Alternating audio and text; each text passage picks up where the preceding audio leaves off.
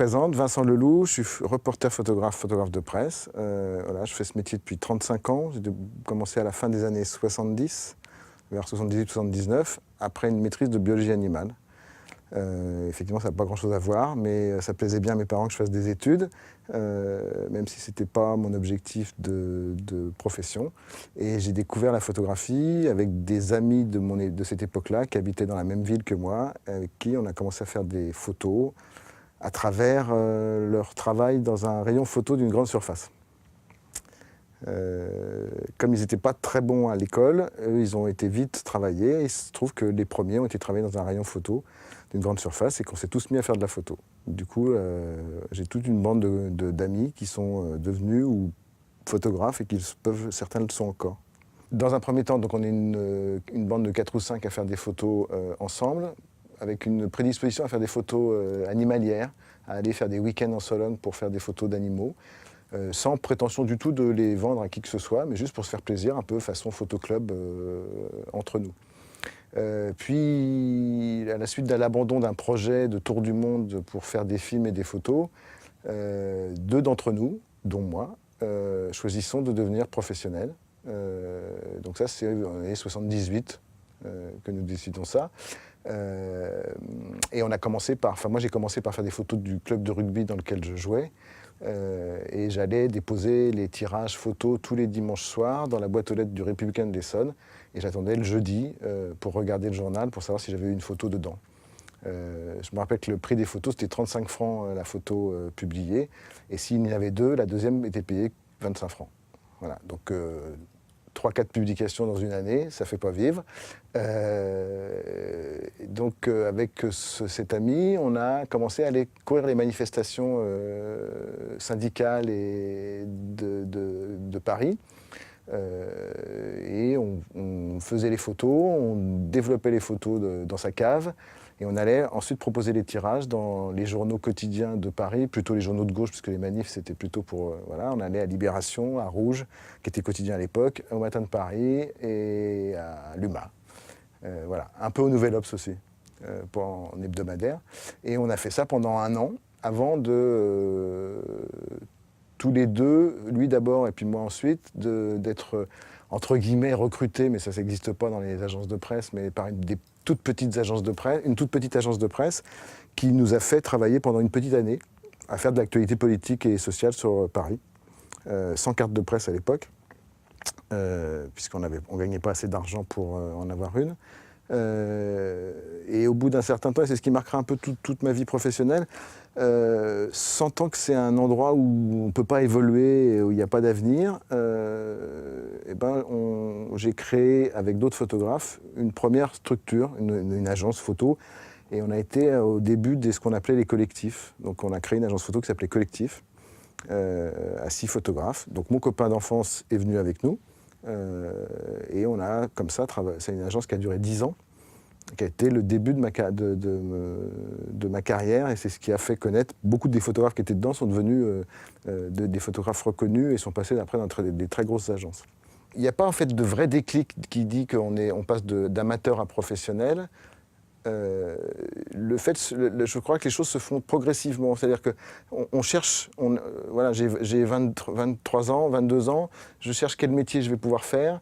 Je ne suis pas intéressé par les études que j'ai faites. Et donc, je me dis, la photo, c'est ce qui me plaît. Voilà. Ça me plaît de voyager, ça me plaît de rencontrer des gens. Et je ne me pose pas le problème de la technique et de comment je fais les photos. Aujourd'hui, si je regarde mes photos de cette époque-là, je ne suis pas pro. Je vais progresser tout au long de ma vie, je crois, tout au long de ma carrière. Je vais faire des photos de mieux en mieux. Je vais être capable de gérer des situations de plus en plus compliquées avec un appareil photo. Voilà. Mais au début, il y a quand même une chose qui reste, je pense, pour tous les photographes. On a chacun un œil différent. Donc on va aller au même endroit et on va voir des choses différentes. Donc en fait, ce qui fait, je crois, la différence entre les photographes et ce qui fait évoluer leur carrière ou arrêter leur carrière, doué, pas doué, j'aime pas dire beaucoup ça parce que je pense qu'il y a des photographes qui peuvent être très doués pour parler à des gens et mettre un pied dans une porte pour rentrer et qui sont pas forcément très bons techniquement. Il y a d'autres qui sont magnifiques techniquement et qui sont incapables de parler à quelqu'un. Donc c'est un tout, photographe de presse, c'est-à-dire il faut être capable de gérer les situations et la photographie. Donc en fait, il n'y a pas de déclic, il y a le fait que j'ai toujours aimé ça et que la première manif que je fais ou le premier match de rugby que je fais, les photos sont pas bien et à chaque fois, je vais avoir l'impression d'apprendre quelque chose de cette mauvaise réalisation, ce qui ne veut pas dire que la personne qui va la publier va voir que pour elle, cette personne-là, ça peut être bien quand même. Voilà. Mais moi, je vais voir des défauts, je vais voir que je suis passé pas loin de rien avoir de bien. Voilà. Et donc à chaque fois, on se dit, tiens, je vais raconter une petite anecdote comme ça en passant. Quand à l'époque, c'était de l'argentique, donc on mettait des pellicules dans les appareils photo. Et un truc tout con, c'est qu'on peut arriver dans le stress d'oublier de mettre une pellicule. Or, au début, on ne va jamais vérifier une deuxième fois qu'on a mis une pellicule en rembobinant un petit peu pour que ça se tende et en voyant que le truc tourne quand on arme l'appareil photo. Une fois que c'est arrivé 3 fois, que ça vous est arrivé 3 fois de ne pas avoir de pellicule et de ne pas avoir une seule photo, à chaque fois on fait ça. Voilà. On n'oublie pas de regarder. Voilà. Donc ça, c'est un apprentissage. Mais je crois que sur le fait que j'ai su que ça serait un vrai métier, c'est le jour où j'ai mes premières publications. Ça suffit de se dire, si je peux avoir une publication, je peux en avoir 10, je peux en avoir 20, je peux en avoir 30. Voilà. Et donc du coup, même si j'ai aucune idée de combien on peut gagner, je me dis ça peut être un métier. Et après, voilà, c'est comme je disais, j'ai toujours fait ça toute ma vie professionnelle. Si à un moment je sens qu'il y a un blocage, je crée moi-même, souvent avec d'autres, la plupart du temps j'ai toujours fait comme ça, l'outil pour aller plus loin. J'ai un problème de diffusion, je ne peux pas aller directement de la toute petite agence à Gamma ou Sigma, donc je crée une agence pour faire ce qu'on veut et avoir les moyens faire ce que je veux et avoir les moyens de le faire. Et c'est une réussite pendant plusieurs années, ça finit un peu moins bien, mais voilà. Je suis passé assez naturellement de la photographie animalière ou de paysage à la photographie sociale, on va dire, pour couvrir des manifestations. C'est plutôt une question de marché, c'est-à-dire que ça m'intéressait, je pense à l'époque, ni plus ni moins, sauf que c'était plus facile d'aller faire une manifestation à 5 km de chez moi, de la Bastille à la Nation, que d'aller faire un reportage au Kenya avec un téléobjectif que je n'avais pas de toute manière. Donc ça, c'est un premier choix. Et en plus, je pense que l'influence des journaux photos qu'on lisait à l'époque avec mes amis me portait aussi à avoir envie d'aller faire d'un côté des photos façon Douaneau ou les photographes humanistes, et d'un autre côté d'aller faire des photos de reportages comme les photographes de Magnum, Capa et les photographes de Gamma, Michel Laurent, Gilles Caron, voilà, qui étaient un peu les monuments de l'époque, même s'ils étaient déjà morts. Mais voilà, 68, moi je l'ai vécu, j'étais un petit peu jeune pour y participer, mais c'était encore cette traînée avec tous les photographes qui avaient créé Gamma et qui étaient sur tous les conflits du monde, le Biafra et les guerres Israël et les pays arabes. Donc, une fois qu'on a commencé à faire des manifestations, on se rend compte qu'il y a un marché, que c'est plus facile que les photos soient publiées, donc d'en tirer un revenu, que de faire des photos d'animaux qui n'étaient pas très courues dans la presse, et c'est encore le cas aujourd'hui. Je pense qu'il vaut mieux faire des photos d'actualité que des photos d'animaux. Et donc petit à petit, comme un peu tous les photographes, on fait beaucoup de manifestations, puis les manifestations, on se sent de plus en plus à l'aise pour faire des photos de manifestations, donc on a envie de faire des photos de politique, puisque c'est aussi un truc qui n'est pas loin. Donc au début, on commence par faire des photos de politique, d'hommes politiques un peu moins connus, parce que c'est plus accessible, il n'y a pas besoin d'avoir une carte de presse. Oui, je fais une petite digression, voilà, au bout de 2-3 ans, le but c'est quand même d'avoir une carte de presse. Moi je l'ai eu en 1982, donc 3 ans après avoir commencé.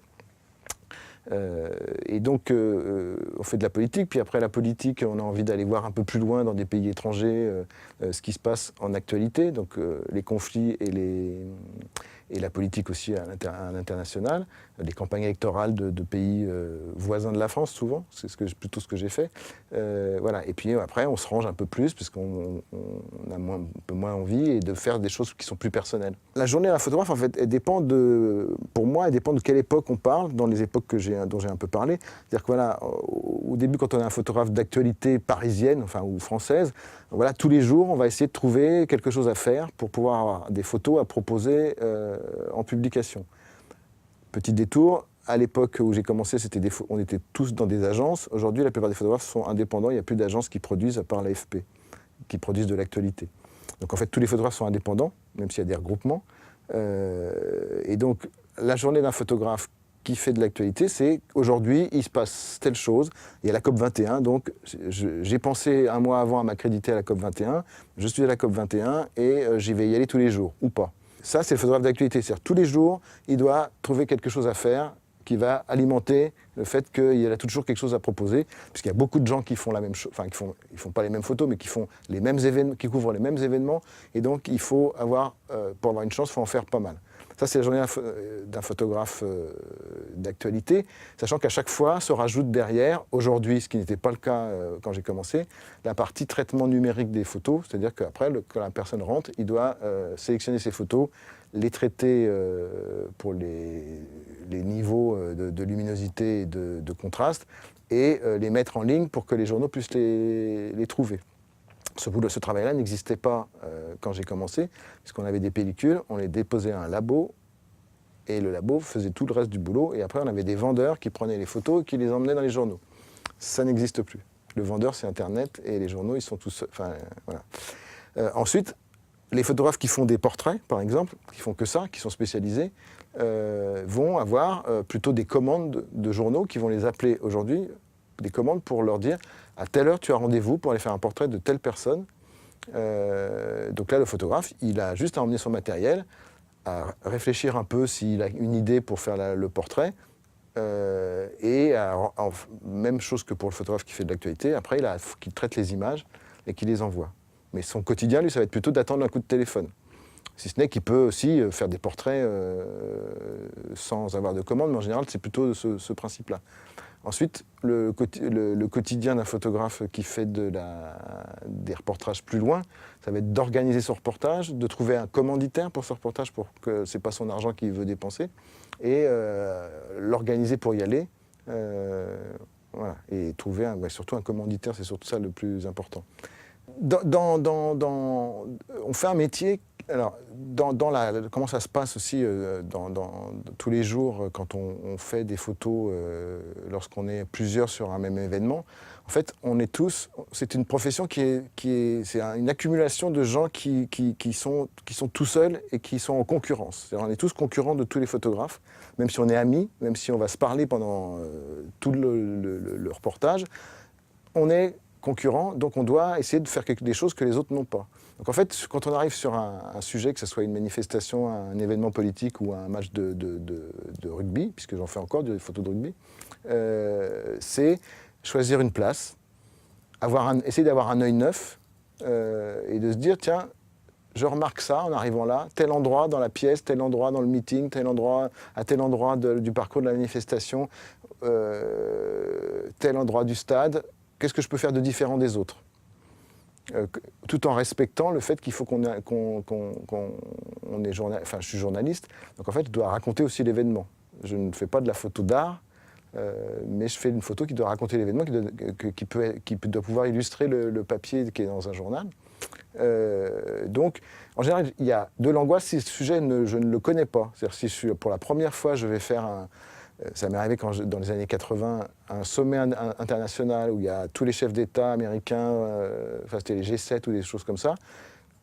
On ne sait pas trop comment ça se passe. On est souvent le petit photographe qui est le dernier arrivé et qui ne sait pas qu'il y a des poules et qu'il faut avoir des cartons de poules et qu'il faut se battre pour les avoir et que les autres agences ne vont surtout pas vous en donner un. Donc ça, c'est une vraie angoisse la première fois. Une fois qu'on l'a fait 4 fois, on sait très bien comment ça se déroule. On sait très bien quel est notre niveau dans la hiérarchie par rapport aux organisateurs et donc qu'est-ce qu'on va avoir. Et donc il y a moins d'angoisse. Je peux prendre je vais prendre 2 exemples, un exemple récent et un exemple ancien. Le deuxième sommet Reagan-Gorbatchev, qui était à Reykjavik, que j'ai fait, voilà. Là, c'est la première fois que je fais un gros sommet comme ça. C'est pas du tout organisé, il n'y a pas de Français dans cette histoire, donc je ne sais pas comment ça va se passer. Je suis en commande pour un journal américain. Et là, quand j'arrive, je suis vraiment stressé parce qu'au début, on me dit que j'ai le droit à rien. Que l'organisation, je ne suis pas connu, le média que je représente n'est pas connu. Donc, je n'ai pas de pool si je fais une petite digression sur ce que c'est un pool, c'est en fait des endroits où il y a un accès restreint à un nombre restreint de photographes. Donc, par exemple, la poignée de main, quand ils vont se rencontrer, il y a peut-être 100 photographes qui sont sur un podium et on ne dépasse pas les 100. Si on n'y est pas, on n'a pas la photo de la poignée de main des deux ensemble. Donc il se trouve que sur ce sommet, je n'avais pas le bon pool. Donc il a fallu que je trafique mon carnet, ces petits cartons, que je fasse un faux, qui est passé au contrôle de sécurité américain et russe, et j'ai pu faire cette photo. Mais voilà, c'est le genre de stress, on l'a souvent, parce que, voilà, si on travaille je pense qu'on l'a moins quand on travaille pour l'AFP ou Reuters, qui sont de toute manière les mieux placés et qui vont tout couvrir. J'ai jamais été dans cette position-là, donc ça a été toujours un peu un stress sur le côté est-ce que je vais avoir accès au bon endroit, au bon moment. Sur la politique, c'est beaucoup plus facile, française en tout particulier, puisque c'est toujours un peu le bordel et et qu'on arrive toujours en général à faire quelque chose. Et je finis avec le rugby, puisque j'ai fait la Coupe du Monde de rugby qui vient de se finir en Angleterre. Et donc là, comme ça fait presque 10 ans que je fais des photos de rugby, que j'étais accrédité pour un journal français qui est pour le journal du dimanche et qui est bien coté dans la hiérarchie. Donc j'avais tous les matchs que j'avais demandé de faire, je les avais et je savais que j'aurais une position qui serait bonne. Voilà. Donc ce stress d'arriver sur un endroit, voilà, ça c'est le premier stress, c'est le stress de est-ce que je vais avoir une bonne place. Ensuite il y a le stress de est-ce que je vais est-ce que j'ai choisi le bon endroit. Je peux toujours raconter une anecdote qui est sur la Coupe du Monde pour le match France-All Black où les All Blacks ont passé un carton à l'équipe de France. J'ai fait un choix très mauvais, puisque j'ai choisi d'être toujours du côté où les Français allaient marquer des essais. Ce qui fait que j'ai rien vu du match. Voilà. Donc c'est un mauvais choix, mais ce choix, on peut pas changer au cours du match. Enfin, j'ai changé une fois, je me suis fait engueuler, et voilà. Donc il y a toujours ce stress. Après, quand on est en commande, on a toujours le stress de bien réaliser. Pour un journal, il y a le stress de bien réaliser la commande. Si je fais un portrait, eh bien, j'arrive dans un endroit que je ne connais pas, il faut mettre la personne à la bonne place, avoir le bon éclairage, la mettre en confiance parce que tout le monde pense qu'il est très moche en photo et en général ce n'est pas vrai mais la plupart des gens le pensent. Voilà, surtout pour les gens qui n'ont pas l'habitude. Donc il y a toujours moi j'ai jamais perdu le stress. Il y a des fois je me sens à l'aise au bout de 2-3 minutes. Mais en arrivant, j'ai toujours du stress. Ce qui peut jouer aussi beaucoup dans on parlait du stress, donc après, il y a le côté, on peut avoir de la chance. On parlait du placement sur un match, mais ça peut être pareil pour un meeting politique ou toute autre chose. Voilà, il y a des jours, on a de la chance, tout se passe bien, même les choses qui ne se passent pas bien, finalement, deviennent des choses qui se passent bien, voilà. Et il y a des jours où rien ne marche, voilà, et où on est toujours à contre-temps, on est toujours du côté où il ne faut pas, et où si c'est un panache politique, il va être tout le temps on va être tout le temps du mauvais côté, il va se tourner pour dire bonjour de ce côté-là, on est là, le personnage passe devant, et au lieu de dire bonjour par là, ça me fait penser au pape, le pape en papa mobile, eh ben, il fait comme ça, il se tourne comme ça, il se tourne comme ça. Et ben, si quand il passe devant vous, il est du mauvais côté, voilà, la photo elle est moins bien que celui qui est du bon côté. Voilà. Donc ça c'est des petites choses, mais c'est des choses qui peuvent avoir un gros impact sur un événement important. Je me rappelle d'une histoire, c'est en politique. Une grosse cérémonie de toute la droite française, c'est dans les années 80 aussi. Jacques Chirac, qui était maire de Paris, invite tous les anciens premiers ministres et présidents de droite à l'hôtel de ville. Donc c'est une photo qui peut être historique, et c'est une photo qui va sans doute paraître partout. Dans la salle elle-même, les premiers ministres et les présidents sont tous séparés, sont sur des grands fauteuils, la photo est très moche. Mais il y a un pool. Ce pool, je ne l'ai pas, comme je racontais tout à l'heure. Donc je me glisse dedans pour essayer d'être à l'endroit où Jacques Chirac va accueillir en fait toutes ces personnalités. Donc c'est une pièce où il y a accès qu'à 3 ou 4 photographes, où je pense qu'on va faire de bonnes photos, puisque tous les hommes politiques vont être là. Je me suis glissé, je suis avec les autres photographes, et il y en a un qui me dénonce. Je ne citerai pas son nom, mais j'ai retenu, je m'en rappelle vraiment comme si c'était aujourd'hui. Il me dénonce, et donc je me fais expulser du pool, et je ne vois pas ce qui se passe dans cette pièce, et j'ai l'impression que c'était là qu'il fallait être, et que je n'ai pas les photos. La cérémonie se passe, donc les gens dans les grands fauteuils, c'est infotographiable. Arrive la sortie. Ils sortent tous en même temps, dans un gros paquet. Ils vont aux voitures dans la cour de l'hôtel de ville. Et là, Chirac va dire au revoir à Giscard. Et il y a le groupe de photographes se resserre devant moi. Et je ne suis pas bien placé. Donc en fait, je ne vois rien. Donc je fais le tour de la voiture et je suis face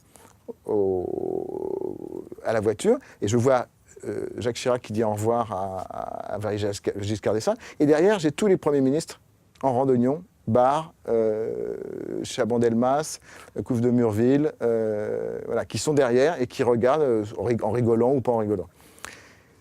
Je rentre et je dis, j'ai été nul, j'ai pas les bonnes photos. Pour moi, les bonnes photos, c'était dans le pool. Et en fait, la photo fait la une du Figaro le lendemain, ma photo que j'ai racontée avant.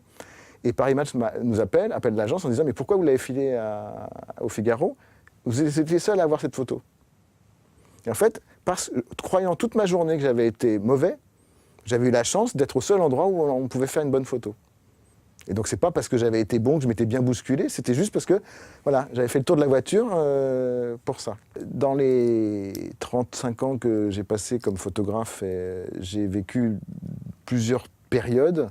Il y a eu la période qui était la fin de la période qu'on appelle l'âge d'or des photographes de presse, qui était la fin des années 80, les années 80 et le début des années 90, où les agences françaises étaient vraiment le centre du monde et on pouvait aller partout, payé par des journaux étrangers, voilà, couvrir le monde entier.